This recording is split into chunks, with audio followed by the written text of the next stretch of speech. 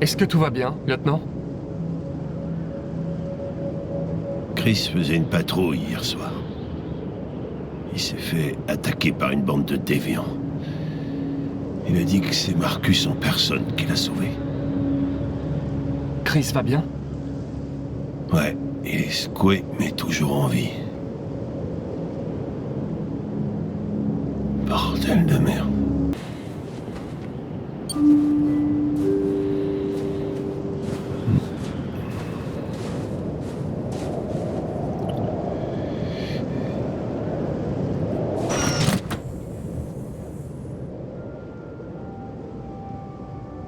Bonjour, je suis le lieutenant Hank Anderson de la police de Détroit. Je viens rendre visite à monsieur Elijah Kamski. Je vous en prie, entrez. Ok.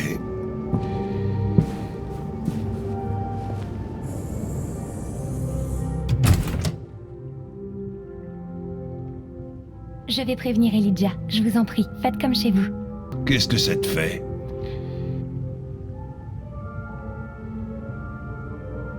Kamski est l'un des plus grands génies du 21e siècle.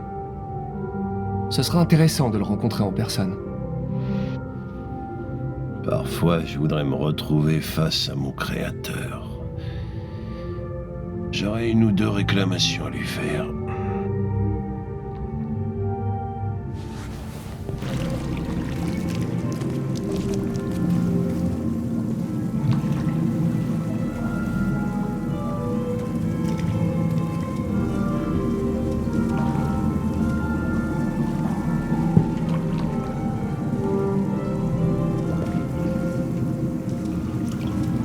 Je suis le lieutenant Anderson. Voici Connor. Que puis-je faire pour vous, lieutenant?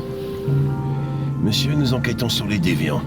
Je sais que vous avez quitté Cyberlife il y a longtemps, mais j'espérais que vous pourriez éclairer notre lanterne.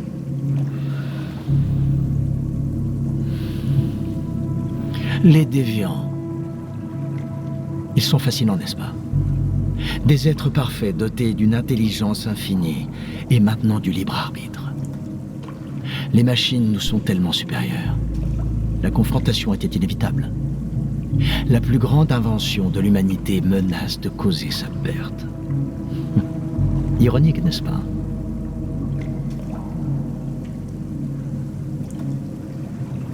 Nous avons besoin de comprendre comment les androïdes deviennent déviants. Auriez-vous la moindre information utile?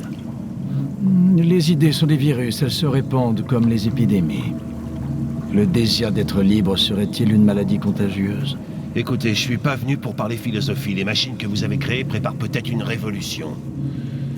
Soit vous êtes en mesure de nous aider, soit on s'en va d'ici. Et toi, Connor? Dans quel camp es-tu? Je n'ai pas de camp. J'ai été conçu pour arrêter les déviants et c'est ce que j'ai l'intention de faire. Eh bien, tu es programmé pour dire ça. Mais toi...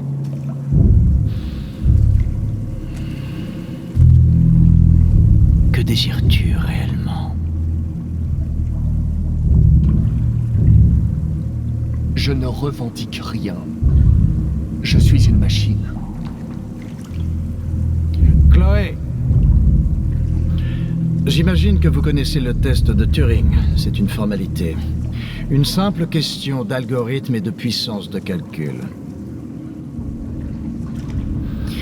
Ce qui m'intéresse, c'est de savoir si les machines sont capables d'empathie. J'appelle ça le test de Kamski. C'est très simple, vous allez voir.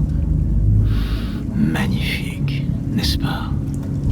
L'un des tout premiers modèles intelligents développés par Cyberlife. La jeunesse et la beauté éternelle. Une fleur qui ne fanera jamais. Mais qu'est-elle réellement? Un morceau de plastique qui imite les humains? Ou un être vivant? Doté d'une âme?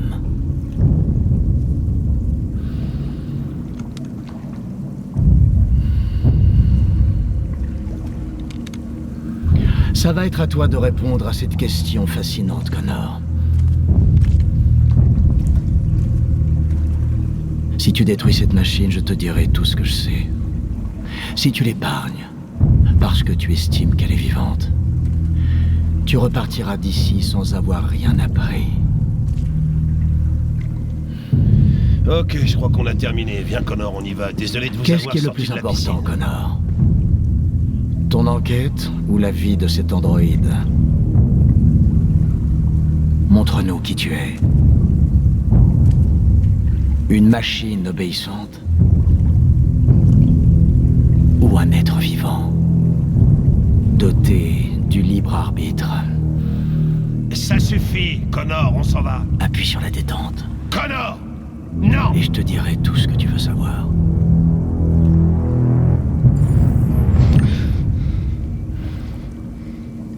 Fascinant.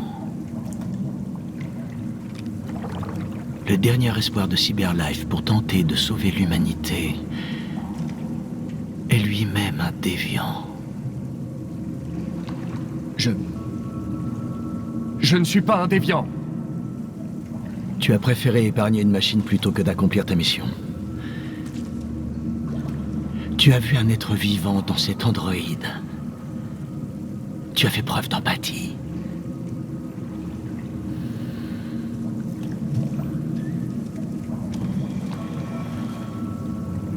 Une guerre se prépare, et tu vas devoir choisir ton camp.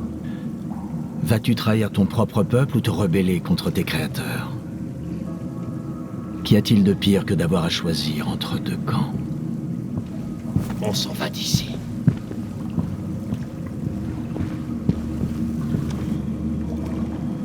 Ah, au fait, j'intègre toujours une issue de secours dans mes programmes.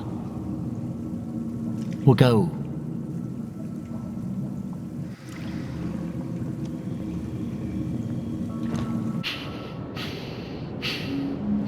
Pourquoi t'as pas tiré? J'ai vu les yeux de cette fille. Et je n'ai pas pu. C'est tout. T'as toujours dit que tu ferais n'importe quoi pour accomplir ta mission. On avait une chance d'apprendre quelque chose et tu l'as laissé filer. Oui, je sais ce que j'aurais dû faire, mais je n'ai pas pu. Je suis désolé. D'accord?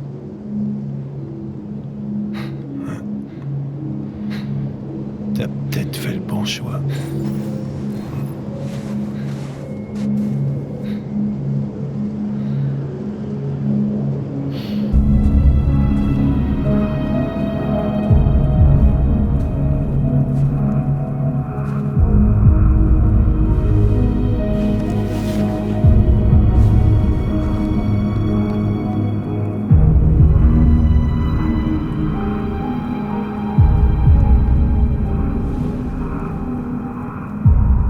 Je me demandais où t'étais.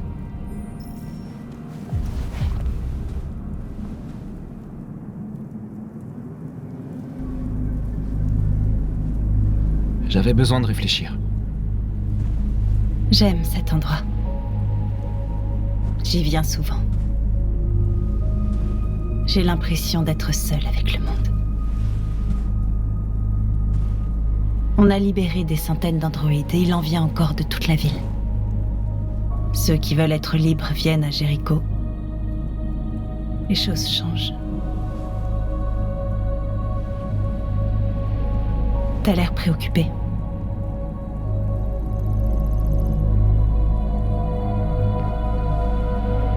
Hier, quand on a mis le feu à cet endroit, tout ce chaos, ces flammes. Sur le moment, j'ai adoré ça. Le pouvoir, la violence. Et je m'en veux de l'avoir ressenti. Tous les médias parlent de ce qu'on a fait la nuit dernière. Les humains sont terrifiés. Ils redoutent une guerre civile. Beaucoup de nos frères ont été brûlés en réponse à ce qui s'est passé. Les humains nous détestent. Ils ne nous libéreront jamais.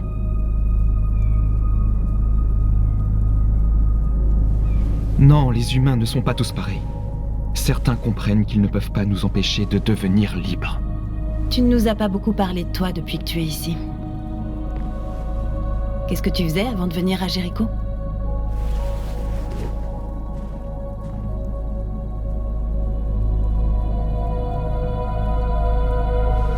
Je m'occupais d'un vieil homme. C'était comme un père pour moi. Il m'a montré que les humains et les androïdes pouvaient vivre ensemble.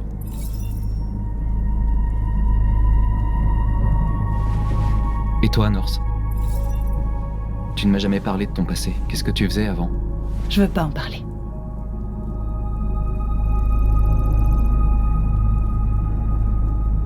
Cette androïde dans le magasin. Elle te faisait penser à ta vie d'avant, n'est-ce pas?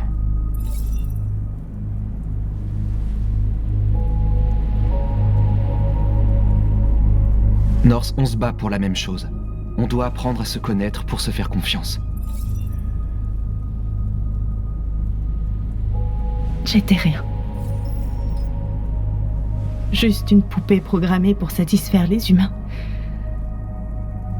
Un jouet conçu pour leur donner du plaisir.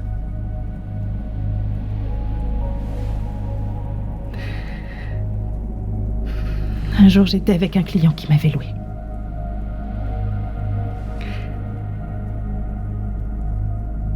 Et tout à coup, j'ai réalisé que je pouvais plus endurer ça.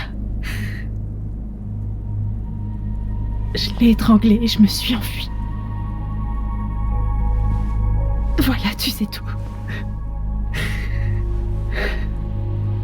J'aurais pas dû te le dire.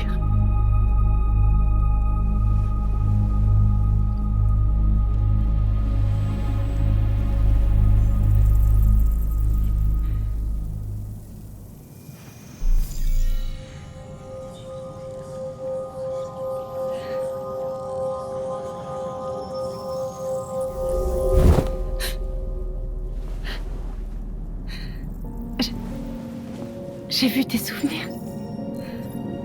La maison de Karl, quand ils t'ont laissé pour mort dans son studio. J'ai vu tes souvenirs aussi. L'Eden Club. La mort de cet homme. C'était comme si j'étais là avec toi.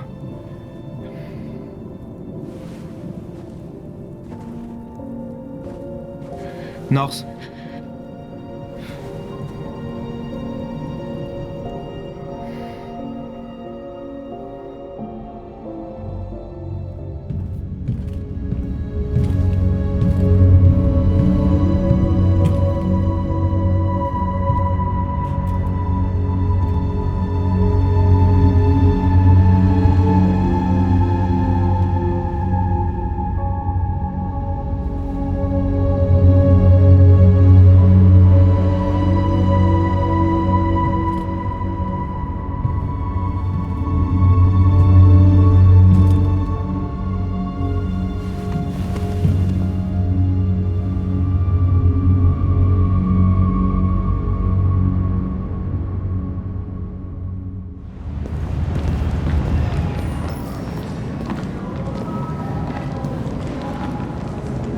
C'est du suicide. On va tous se faire tuer. Je t'en prie, Marcus, tu peux encore changer d'avis. T'as pas l'air de comprendre. On va enfin leur montrer qui on est vraiment. Cet endroit va entrer dans la légende. Mais ils nous tueront sans hésiter. C'est un risque que je suis prêt à prendre si notre peuple y gagne sa liberté. Marcus, je t'en prie, fais pas ça. Ils comprendront. Nous allons les convaincre. Je pense que c'est la seule solution.